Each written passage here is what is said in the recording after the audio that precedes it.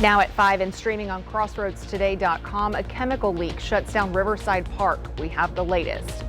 Plus, a former Edna ISD teacher and coach is indicted by a Jackson County grand jury. And the latest on a school shooting where a teacher and student were killed and several other people hurt. Skies finally cleared after a rather dreary couple of days. We're going to see a little sunshine, but that's going to make it warm. There are several cold fronts heading our direction. We'll be talking about that coming up in just a moment. Plus, the deadline to prevent a potential U.S. government shutdown is Friday. The fight over aid to farmers remains a factor. You're watching 25 News now at 5. Good afternoon and thanks for being with us. I'm Shawna Currie. A Jackson County grand jury indicts a former Edna ISD teacher and coach. Authorities arrested Logan O'Connor on September 16th on allegations of improper relationship between an educator and student, sexual performance of a child, and online solicitation of a minor. O'Connor taught at Edna Elementary and coached high school varsity sports. He resigned from the district shortly after his arrest. Riverside Park is back open after a chemical leak. This morning, a shift in the ground soil caused a break in a disinfection line that allowed chlorine dioxide to leak. When it came into contact with grass, it created a small flame. The park was closed for several hours as a precaution. No one was hurt or exposed to the chemical. While the park is back open now, the golf course is closed for the rest of the day due to staffing. Victoria's emergency management gives a full report on its response to last week's plane crash. That report, shared at today's commissioner's court meeting, showed the pilot reported a loss of fuel emergency on the plane's return to Victoria after flying for nearly 5 hours. It was also determined the pilot was not able to return to Victoria Regional Airport, just 2 to 3 miles from the crash site. Victoria Regional Airport Manager Lenny Lerna said the NTSB and FAA should be issuing preliminary reports this week, with the official reports taking nearly a year to complete. Now, the full report from Victoria's emergency management is available on our website, crossroadstoday.com. Well, it is certainly not feeling like December outside right now, but let's check in with First Warn Storm Team Chief Meteorologist Mac Perez to find out if any more seasonable weather is around the corner. Mac? You know, it's really sad when you're putting up Christmas decorations and you're getting a suntan. That's going to happen for us for the next 2 days as temperatures get up into the 80s. Now, this little frontal system here is really kind of a dry line, but it is going to pull away the cloud deck tonight. So we're looking for lots of sun next couple of days and some warmer temperatures. A couple of fronts on the west coast. Eventually we'll get here. We'll talk about that and take a look at your holiday outlook coming up in a moment. Thanks, Mac. Washington, D.C. is once again facing a potential government shutdown. The deadline is Friday, and funding for farmers has caused a stalemate. Both Republican and Democratic aides say they believe Congress will be able to come to an agreement that keeps the government running through March 2025. However, right now, the bill on the table doesn't have additional assistance for the agriculture world. That could cause voting problems with lawmakers in farm-heavy states and is causing partisan bickering. The matter is currently being hashed out by House Speaker Mike Johnson, Democratic Leader Hakeem Jeffries, Senate Majority Leader Chuck Schumer, and Minority Leader Mitch McConnell. Growing oil industry support for a methane reduction rule could help it survive Trump's return. To read this full Texas Tribune article, visit our website, crossroadstoday.com. At least 2 people are dead and several injured in a shooting at a Christian school in Madison, Wisconsin. Madison police say the suspected shooter was a 17-year-old female student who was found dead inside the school. ABC's Melissa Adon has the latest. Police and other emergency responders rushing to a school in Madison, Wisconsin, where police say a shooter opened fire. Today is a sad, sad day. Not only for Madison, but for our entire country. It happened just before 11 a.m. local time at Abundant Life Christian School. 911 for Engine 5 and Medic 5 for a shooter. Calls came into 911 of an active shooter. The police chief says officers found multiple people with gunshot wounds and worked to secure the scene.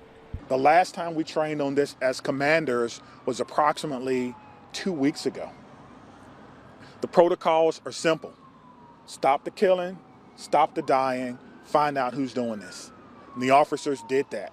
Madison police say they found the suspected shooter, a juvenile, dead inside the school. Police believe the shooter was a student at the school. Police rushed the wounded to the hospital. I'm feeling a little dismayed now. I'm so close to Christmas. Every child, every person in that building is a victim and will be a victim forever. These types of trauma don't just go away. Parents running into a reunification site to get a hold of their children. The police chief says the school threat is now clear. Police are just beginning their investigation to pinpoint a motive for the shooting and how it happened. According to the Gun Violence Archive, this is the 112th school shooting in this country so far this year. Melissa Adon, ABC News, Los Angeles. And this brings us to our viewer poll today. What do you believe is the most important step to address school shootings? Stricter gun control laws, increased school security measures, enhanced mental health support for students. Those are the options. We want to hear from you. Come to crossroadstoday.com/vote to take part. Right now, 61% of you feel that increased school security measures is the most important step to addressing these types of incidents, these school shootings. But continue voting, and we will have the latest results coming up on 25 News Now at 6. 6 teenagers are shot, 2 of them fatally, at a makeshift nightclub in Houston. Now we're hearing from the heartbroken family of a 14-year-old girl who was killed in the mass shooting Saturday night. As Alex Bazarjian reports, they're calling for an end to the violence. They killed my baby. Charlisa Jones weak in the knees as she talks about her new reality, life without her precious 14-year-old daughter. I don't wish this on nobody. Jones's son a witness to his sister Azaria Bankhead's murder. Police say it happened here at 10126 Jensen Drive during a so-called pop-up party hosted at a venue known as the Curfew Club. The invitation allegedly in the form of a social media post advertised as the hottest teen club in Houston. And she was like, all right, I'm gonna go with my friends. And then after that, I was standing next to her and all I heard was shots. And then I ducked down and I went in the restroom. When I came out, they was carrying my sister out and she was lifeless. Azaria was pronounced dead at the hospital. Houston police say a 16-year-old boy was also shot and killed and 4 other teens were injured. Just put the guns down. We should just put the guns down and just... Kids killing kids, man. Remnants of the chaos still visible the morning after. You see the alcohol, you see it over there? A sick twist of fate, according to these women who say a year ago, this was a place of worship. Like I said, this was Restoration Houston Ministry Church. And what we do, we have men and women suffering with drug addiction, alcoholism, and homelessness. Kim Lon Ward and Deanna Freeman say the church was moved due to rising rent costs. And ever since, things went downhill. This is not the first party that's been here. There's been multiple parties here, but this is the first one that we've heard of that has been a tragedy such as itself. A tragedy indeed, snatching the lives of teens and leaving their families in ruins. Just know I love you, and you're in a better place. Police are asking witnesses to come forward. They do not have any information on a suspect or getaway vehicle at this time. United Healthcare CEO Brian Thompson was killed less than 2 weeks ago. A Hollywood project about his death is already in the works. Variety reports anonymous content and Alex Gibney's Jigsaw Productions are producing a documentary about the fatal shooting and the 5-day manhunt for suspect Luigi Mangione. According to Variety, the documentary will look at Americans' frustration with the healthcare industry. This project is the 3rd collaboration between Anonymous and Jigsaw.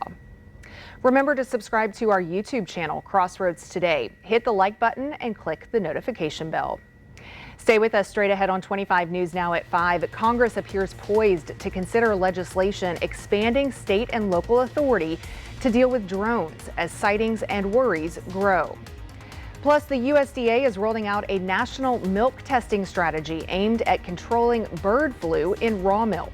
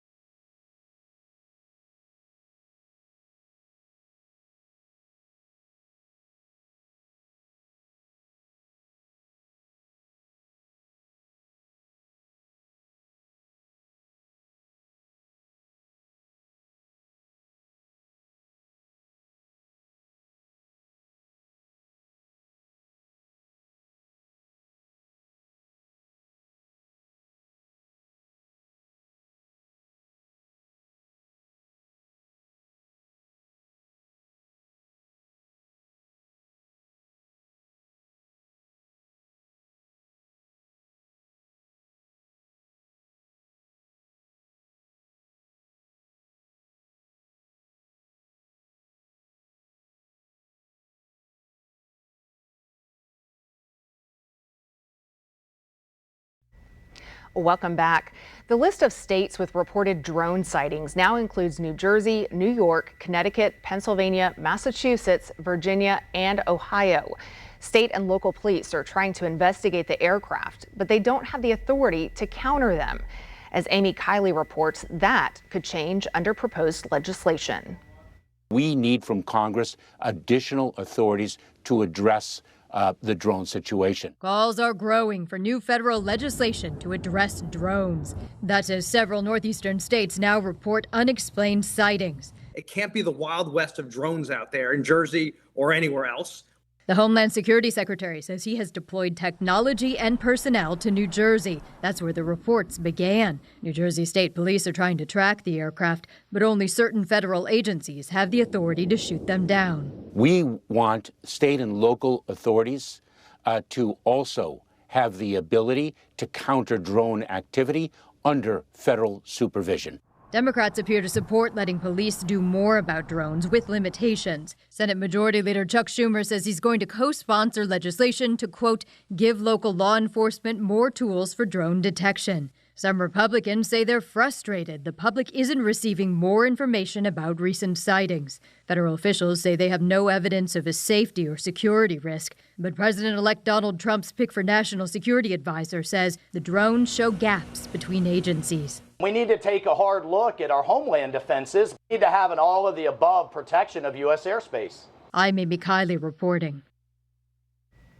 Yodo is reissuing a recall for its mini speakers for kids due to fire and burn risks. The Consumer Product Safety Commission says the lithium-ion battery can overheat and catch fire. Since the first recall in April, Yodo has received 12 overheating or melting reports, 9 here in the U.S., 3 in the U.K. Luckily, no injuries. Consumers should stop using the speakers immediately and contact Yodo for a free battery replacement kit, even if they received a smart cable during the April recall. Dispose of old batteries according to local guidelines. Do not throw them in the trash or recycling bins. Obesity rates in the U.S. are finally showing a slight dip. A new study in JAMA Health Forum found obesity among adults dropped from 46% in 2022 to 45.6% in 2023, the first decline in over a decade. Researchers analyzed data from 16.7 million adults across various regions, ages, sexes, and races from 2013 to 2023. The biggest decreases were seen in the South among women, adults aged 66 to 75, and Black Americans. The drop may be linked to the rise of weight loss drugs like Ozempic, though other factors, including the lingering effects of the COVID pandemic, could also be at play. Meanwhile, obesity rates rose slightly among Asian Americans. This week, the U.S. Department of Agriculture begins expanded nationwide testing of raw milk. This program is designed to detect traces of avian influenza, H5N1, in dairy cattle. Last month, samples from a California-based farm tested positive for bird flu. Raw milk has also been linked to at least 10 other illnesses in the state. Today's Health Minute looks at the risks of drinking raw milk. Raw milk is simply milk that has not been pasteurized, the process of heating milk to a high temperature, which according to the CDC removes disease-causing germs, yeasts, molds, and other harmful microbes. Contaminated raw milk can carry listeria, salmonella, and the bird flu virus. While some fans of the drink say there are various nutritional benefits, health experts disagree. Saying that pasteurization is doing anything to decrease the nutritional value of milk is really not based in science. Instead of pasteurization, raw milk producers monitor the health of the cow to ensure its safety. According to FDA estimates, less than 1% of Americans consume the drink. This seems to be driven a lot by hype and what we often refer to as the naturalistic fallacy, the idea that because something is somehow more natural, more direct from nature, it is healthier. In this case, this is just really not true. A foodborne illness from raw milk can cause diarrhea, stomach cramping, and vomiting, according to the CDC. Children under the age of 5, adults over 65, pregnant people, and people with weakened immune systems are at the highest risk of serious illness. Most people get away with drinking raw milk like most people get away, driving without a seatbelt in their car. The problem is that Sometimes you don't. And when you get in that accident, when you have that infected bottle of milk, you're going to wish it was pasteurized. For Health Minute, I'm Patrick Cornell. Well, good afternoon, everyone. Temperatures have been amazing. Yesterday it was 86. We set a new record high. Today, another warm day. Doesn't feel like December, but we're going to get closer to it in the next couple of days. We're right now at 81 degrees. We managed to get up to 85 today, only 62 the low, and that's 20 degrees above where we're supposed to be. So we've got some cooler weather on the way, and we'll try and take a look all the way to Christmas Day to see what that weather's going to be like across Texas after this.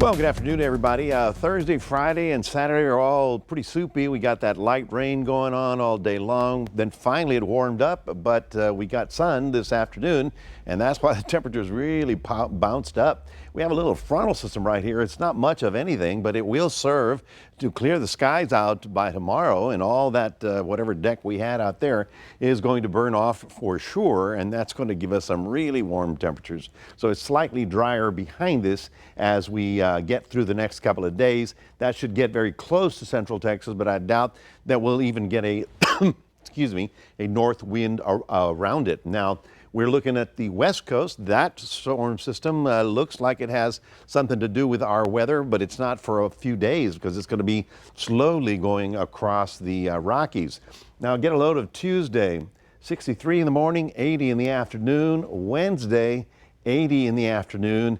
And there's our little front coming in that'll finally cool us down to 46 at night and 67 in the daytime. These are the overnight low temperatures around the state. You can see everybody, East Texas, South Texas, all the way down to the valley. They're looking at temperatures tonight only around 65 degrees, and tomorrow well into the 80s. So, even 71 way up in Texarkana, and even El Paso is at 70 degrees. So yes, it's going to be just a little warm for the next 2 days. Then we've got a little front coming in. So let's take a look at it. Here's our forecast winds. This is where they are today. We go forward. You can see how the cloud deck still is rolling northbound because of that south wind. But then over on the edge of the map, you'll start seeing a little bit of clearing with a little bit of shower activity. That's Wednesday night. So that by Thursday, that's Wednesday, by Thursday, a lot of that clears out. And it'll be, shall we say, a little bit more like where we're supposed to be in December. We also have a long-term look, and you can see here we've got your Monday. There's that little front up north. Then we go to Tuesday, and then that little thing passes through. For Wednesday, we pass that and we clear out. There's that first front. Then we go forward into Thursday of this week.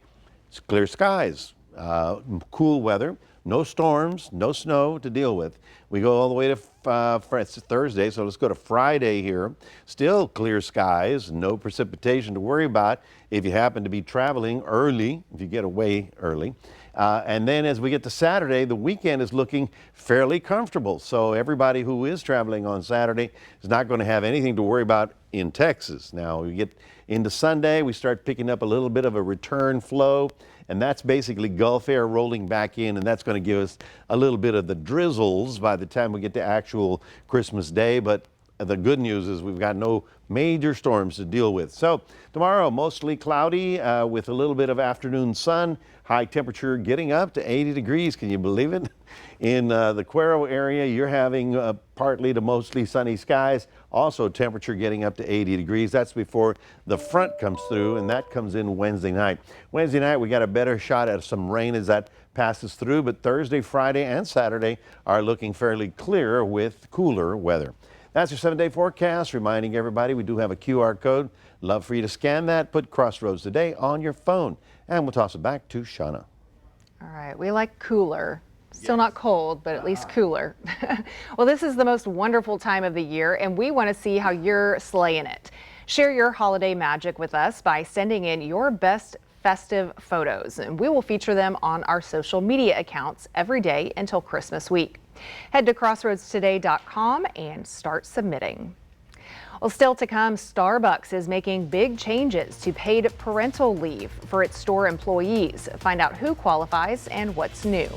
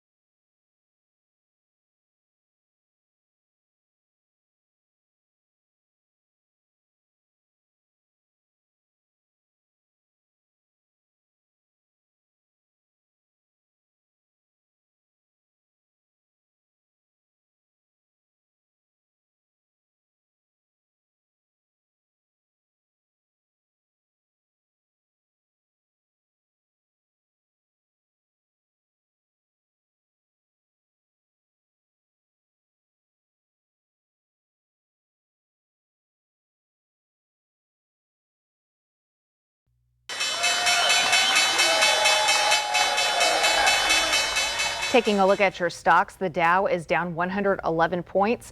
The S&P 500 is up 23 points. The Nasdaq is up 247 points, and oil is down 65 cents to $70.62 per barrel. Apple is planning some big design and format changes. People familiar with the plans told the Wall Street Journal Apple is developing two foldable devices. One would serve as a laptop. A smaller one would be a foldable iPhone. Apple is also reportedly planning to introduce a thinner iPhone beginning next year. Apple has not confirmed these reports. Starbucks is boosting paid parental leave for its store workers. Starting in March, birth parents will get 3 times the paid parental leave. It was 12 weeks, but will now be 18. Also, their spouses and partners and employees who become parents through adoption or foster placement will now get up to 12 weeks of parental leave. The new benefits are for the more than 200,000 store workers, including baristas and store managers, at the 10,000 company-owned stores. It does not apply to the nearly 7,000 licensed stores that operate independently. It's also only for employees who work an average of 20 hours a week or more. Well, some people are concerned the top-selling beer in England has become so popular, pub owners may face a shortage. One pub in London says normally Guinness accounts for about half of the beer it sells. But the pub owner says this year he's already sold double the amount of Guinness than he did 2 years ago. Analysts say young people and more women are buying the beer, and that has increased sales. Social media also has played a role. Guinness has received a boost from influencers on TikTok. The beer's parent company has told some pub owners that it would set limits on Guinness to ensure distribution can last through the holiday season. Well, coming up next, Christmas costumes and community spirit take center stage in Mexico City as runners bring Christmas cheer. Coming up tonight, the deadly school shooting late today. Sources now telling us a teenage female opened fire. News tonight on those drones, what the president-elect is now claiming about them. In New York City, the images tonight of fire tearing through an outdoor holiday market. And yet another new storm coming. We're tracking it next.